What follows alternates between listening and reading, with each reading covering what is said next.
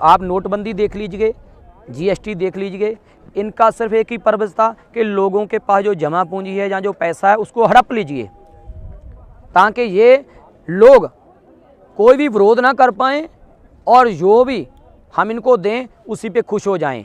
85% लोगों को जो हम आज कह रहे हैं, इस समाज को गुलाम बनाने के लिए इन्होंने हमारी तक्षशिला, नालंदा जैसी यूनिवर्सिटियाँ जो उस टाइम वर्ल्ड में कहीं पे नहीं थी, उनको साड़ा गया इन लोगों के द्वारा, ताकि हम लोगों को सदियों तक गुलाम बनाया जा सके और बुला के रखा है। अगर गुरु नानक देव जी ना आते और ये प्रचार ना करते तो ये सती प्रथा जैसी प्रथा लेकर या ऐसी चीज़ें लेकर ऐसे कई घटिया कानून लेकर हम लोगों को दबा कर रखते थे। मेरा नाम जबरजंग सिंह है, मैं बठिंडा से आया हूँ सर।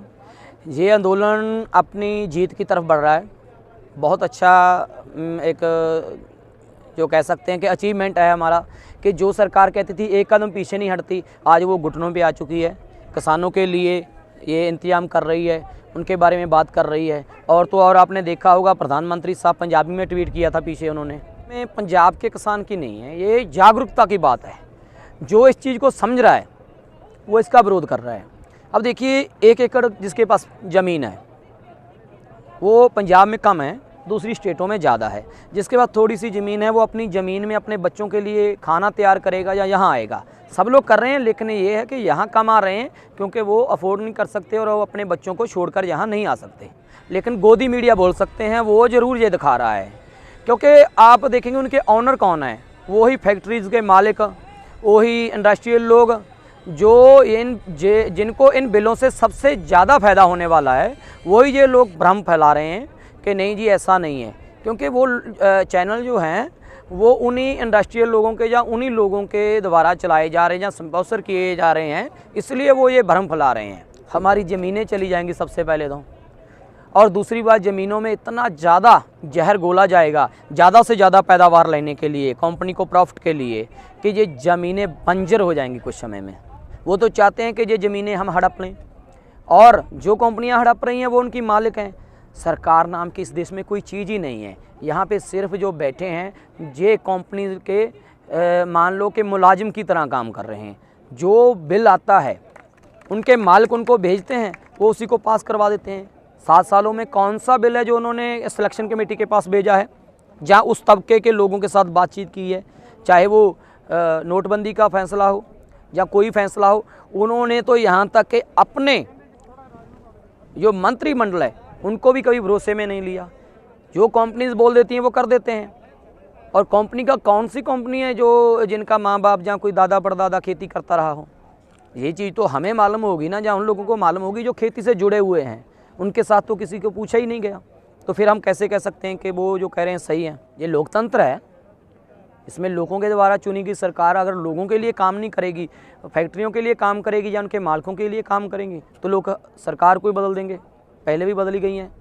क्योंकि ये जो सरकार है जिस तबके से आती है, चलो मैं कहना नहीं चाहूँगा, इन्होंने एक बहुत बड़ा भ्रम फैलाया हुआ है कि यहाँ पे तक्षशिला वगैरह जो यूनिवर्सिटी थी उन्होंने बाहर के शासकों ने आग लगाई है। नहीं, इसी समाज ने आकर 1200-1300 साल पहले हमारी यूनिवर्सिटियाँ ख़त्म की थी। क्यों? क्योंकि ये पढ़ाई से नफ़रत करते हैं। जैसे अभी भी JNU, जवाहरलाल यूनिवर्सिटी या और यूनिवर्सिटियों को ख़त्म किया जा रहा है।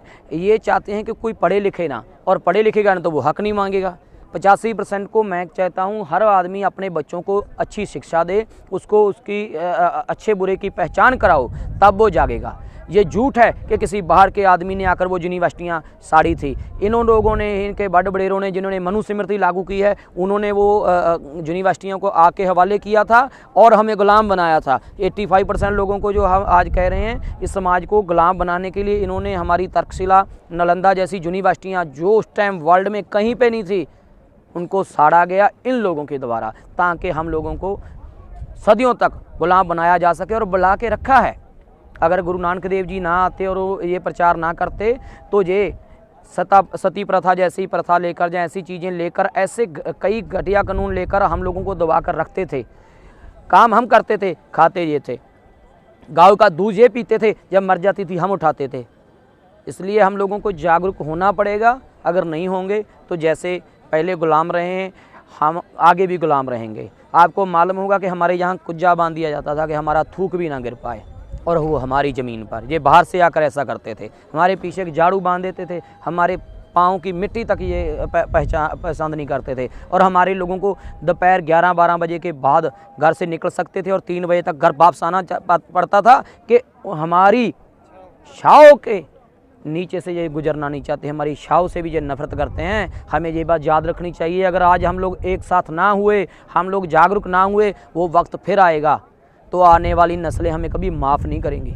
आप नोटबंदी देख लीजिए, जीएसटी देख लीजिए, इनका सिर्फ एक ही पर्पज़ था कि लोगों के पास जो जमा पूंजी है या जो पैसा है उसको हड़प लीजिए, ताकि ये लोग कोई भी विरोध ना कर पाएँ और जो भी हम इनको दें उसी पे खुश हो जाएं, क्योंकि ये चाहते हैं कि हम रोटी के लिए इनके आगे हाथ फैलाएं, जो ये कहें हम वही माने, जो ये हमसे कहें हम उसी को स्वीकार कर लें और उसी को सच मानकर इनके हज़ारों सालों तक और आगे भी गुलाम बने रहें। इसीलिए ये हमारी ज़मीनें छीन रहे हैं, क्योंकि इनको मालूम है जब तक इनके पास ज़मीनें होंगी, खुद की ज़मीनें होंगी, ये आर्थिक तौर पर कामयाब रहेंगे और हम इनके आगे जो अपनी प्लानिंग है वो आगे नहीं बढ़ा पाएंगे।